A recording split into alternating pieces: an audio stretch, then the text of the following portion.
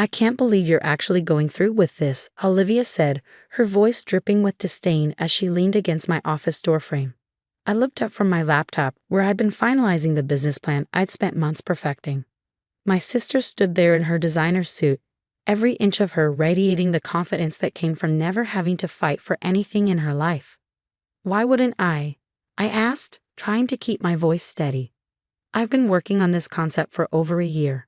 The market research shows there's a huge demand for sustainable fashion rental services, especially in. Please, she cut me off with a dismissive wave. You really think you can pull this off? You've never even run a business before. My name is Sarah Mitchell, and at 28, I was about to launch my dream company, a revolutionary platform that would transform how people thought about fashion consumption.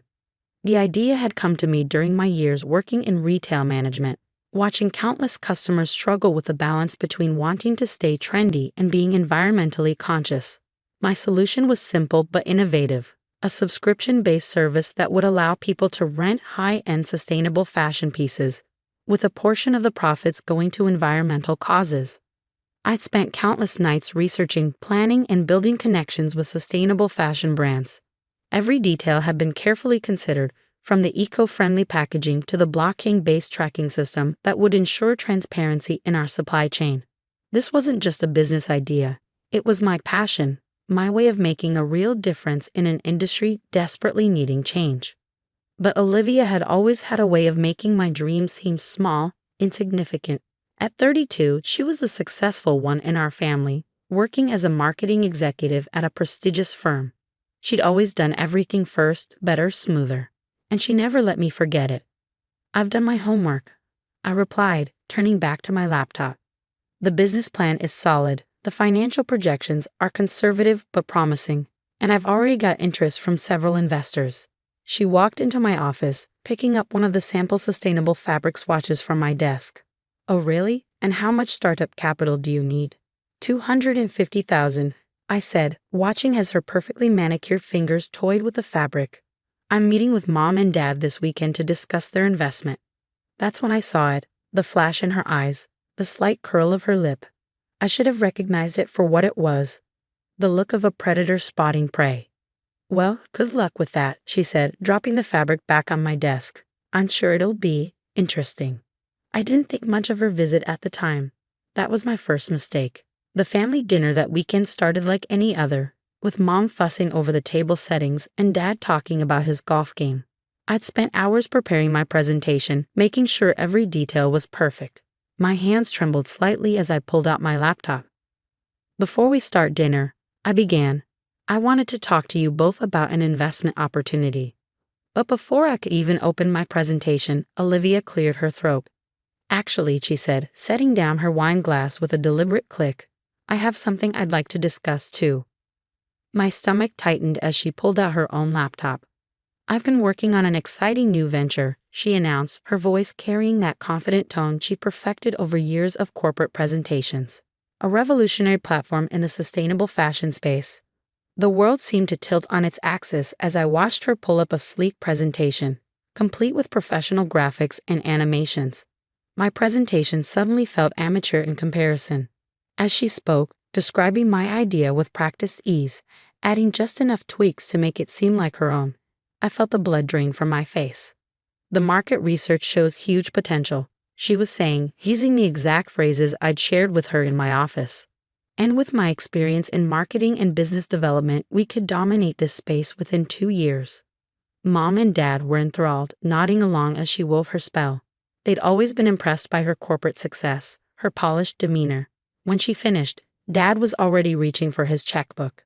This is impressive, Olivia, he said, beaming with pride. Very impressive. How much are you looking for? $500,000, she replied smoothly, to really do it right. Now that's thinking big, Mom added, shooting me a quick glance. Sarah, didn't you want to discuss something too? I sat there, frozen, as the magnitude of what had just happened sank in. My sister hadn't just stolen my idea. She'd taken my dream and sold it as her own, knowing she had the credentials and connections to make it more appealing to our parents.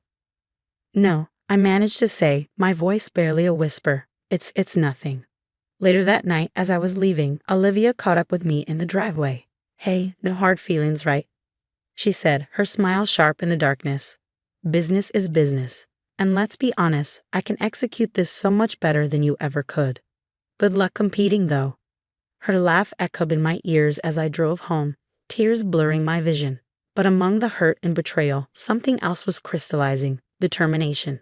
If Olivia thought she could just steal my dream and get away with it, she was about to learn a very important lesson. I spent that night going through everything. All my research, my contacts, my plans.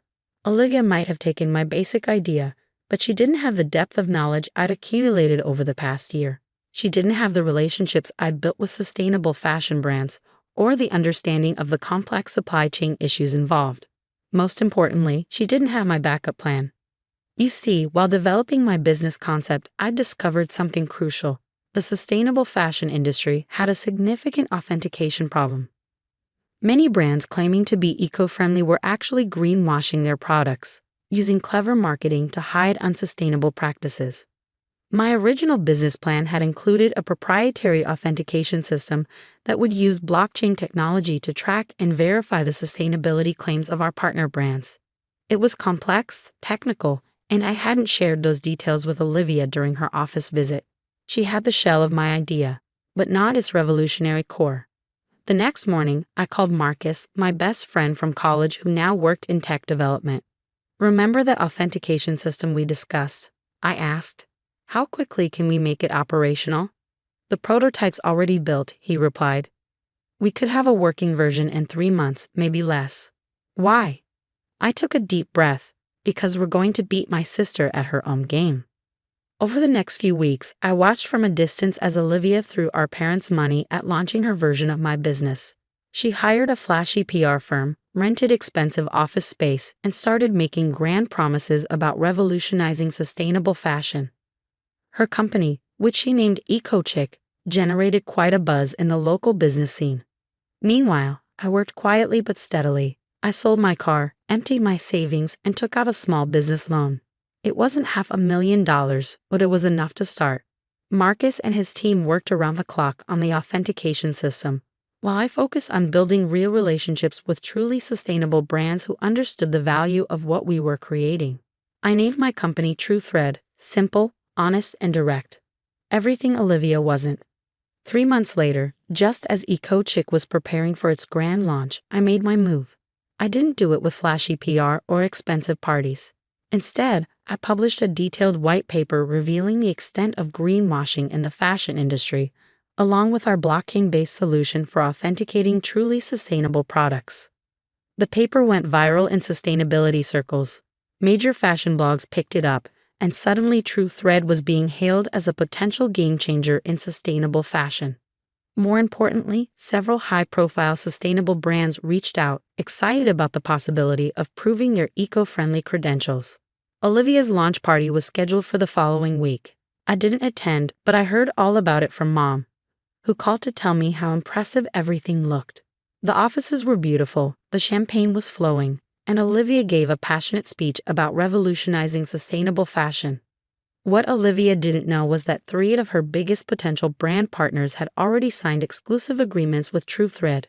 They'd been impressed by our authentication system and our genuine commitment to sustainability. More importantly, they'd been concerned about the lack of technical depth in EcoChick's approach.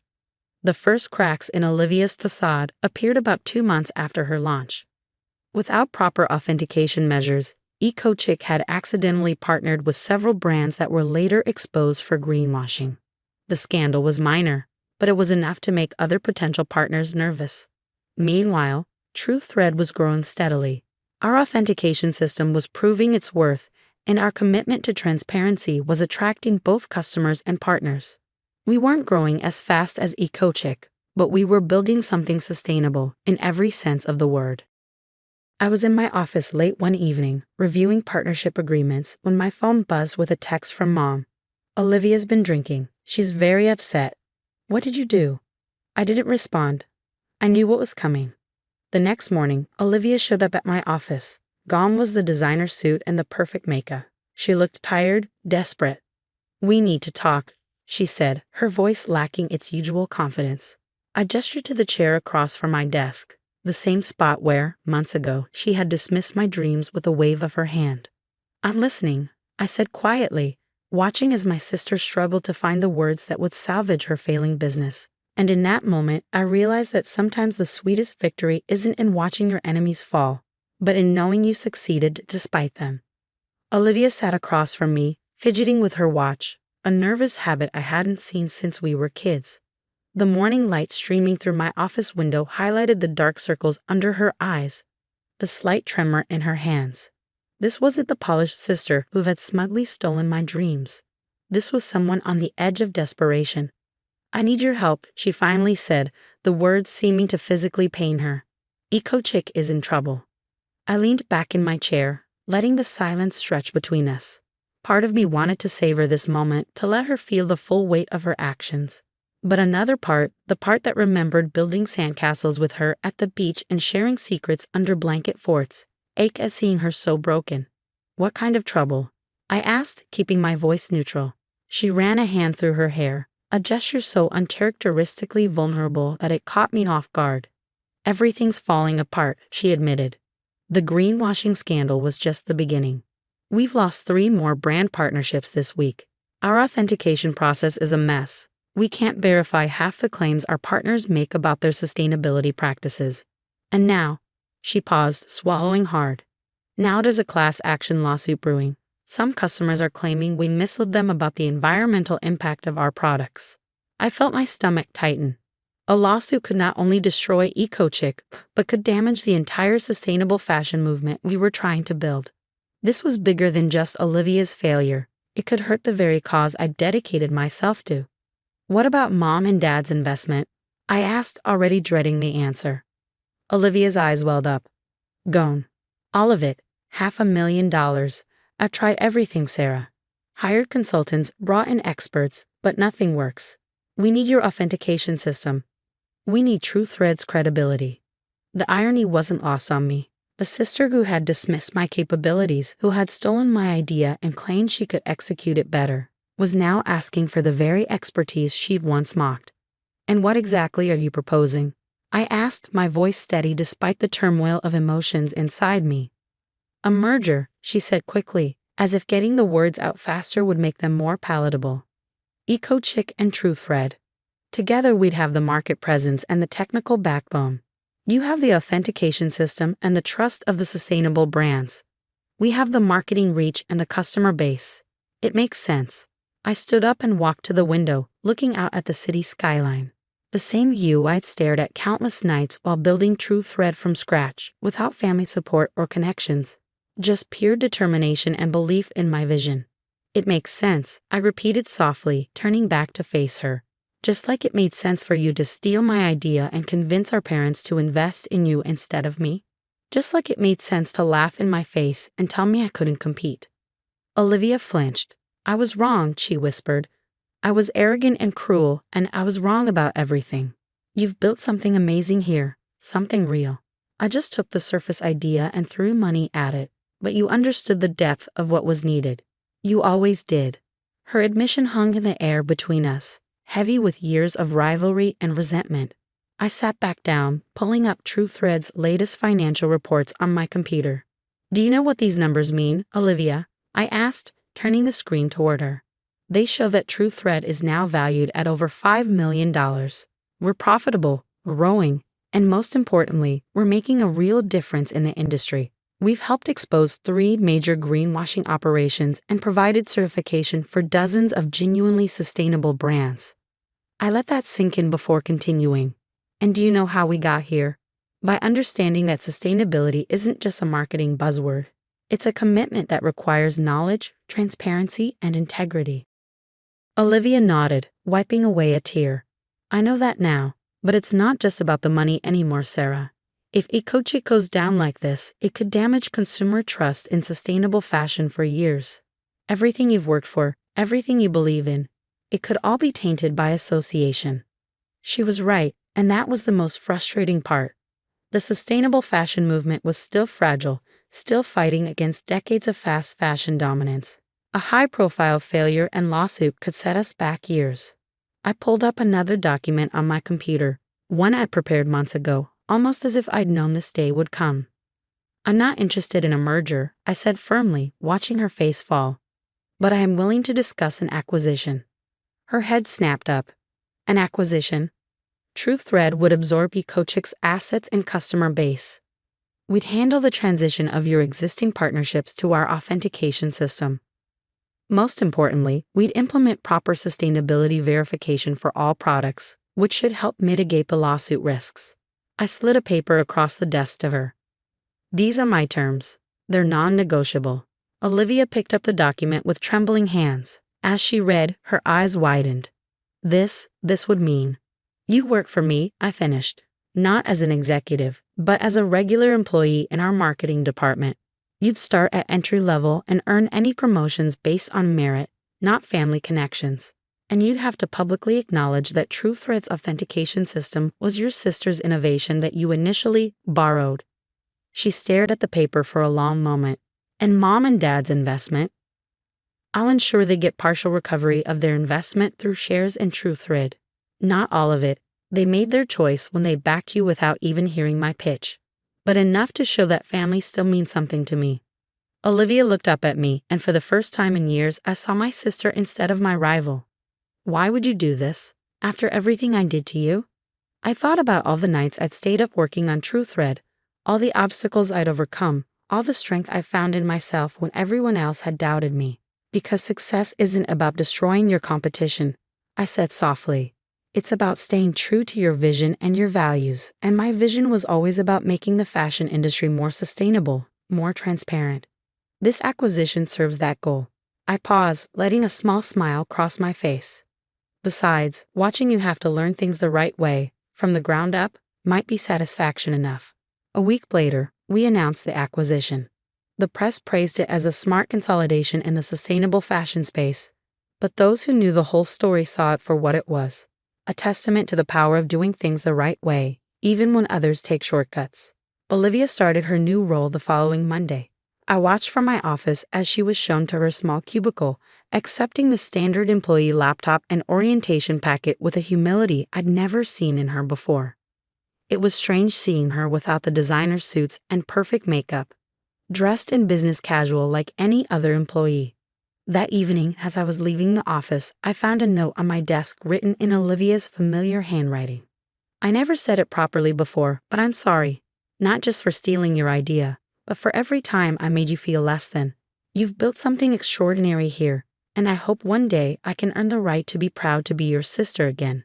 Thank you for giving me a chance to learn from you. Oh.